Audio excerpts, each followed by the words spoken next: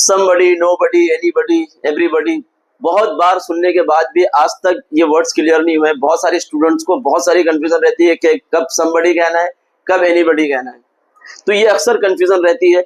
बहुत सारे वीडियोस में आपने देखा होगा, बहुत सारे लोगों ने इस पे वीडियोस बनाए हैं, बहुत सारे लोगों ने इसको कवर किया, अपने अपने तरीके से समझाने की कोशिश की है। मैं भी इस वीडियो में अपने तरीके से समझाने की कोशिश करूंगा कि आज के बाद आपको कभी कंफ्यूजन ना हो कि आपको कब समबडी यूज करना है, कब एनीबडी और कब नोबडी। तो चलिए स्टूडेंट, देखिए, आप इमेजिन कीजिए कि आप एक कमरे के अंदर हैं और आपके सामने बहुत सारे लोग बैठे हुए हैं।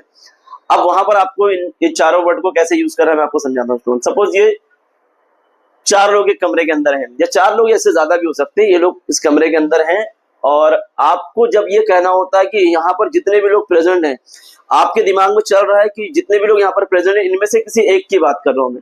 तो जब आप सारे प्रेजेंट लोगों में से किसी एक की बात कर रहे होते हैं, वो आपके मन में होता है, आपको एग्जैक्टली नहीं पता है कौन है, लेकिन आप किसी एक की बात कर रहे हैं, तो वहां पर आप समबडी कहेंगे, यानी किसी एक की बात कर रहे हैं तो आप क्या कहेंगे, समबडी। जैसे फॉर एग्जाम्पल मुझे कहना है कि किसी ने मेरी पेन चुरा ली है, तो अब किस सबने मिलकर तो नहीं चुराई होगी, किसी एक ने चुराई है, तो मैं कहूंगा somebody has stolen my pen, simple. ठीक है। उसके बाद स्टूडेंट यहाँ पर एनीबडी। अब एनीबडी कब यूज करना आपको, जब आपको आपके सामने प्रेजेंट लोगों में ये कहना होता है कि आप यहाँ जितने लोग प्रेजेंट इनमें से कोई भी ये काम कर सकता है, तो मैं कहूंगा एनीबडी। तो एनीबडी में चारों आ जाते हैं। ठीक है, मतलब चारों मिलकर नहीं, सेपरेटली कोई भी कर सकता है। एनीबडी कैन डांस, आप में से कोई भी डांस कर सकता है, तो यहाँ पर एनीबडी कैन डांस। ठीक है। तो जब यहाँ पर हम किसी स्पेसिफिक की बात ना करके सबको सेपरेटली इंडिकेट करना चाह रहे हैं तो आप एनीबडी कह सकते हो यहाँ पर। उसके बाद में जब आपको बोलना होता है कि कोई नहीं, यहाँ पर जितने लोग प्रेजेंट हैं इनमें से कोई भी नहीं, देन ये हो जाएगा आपका नोबडी। ठीक है। और जब आपको कहना है कि यहाँ प्रेजेंट सारे लोग, तो ऑब्वियसली आपको कहना होगा एवरीबडी। तो स्टूडेंट, आपको समझ में आया, आपके सामने जितने लोग प्रेजेंट हैं उनमें से किसी एक की बात आप कर रहे हो तो आप कहोगे समबडी।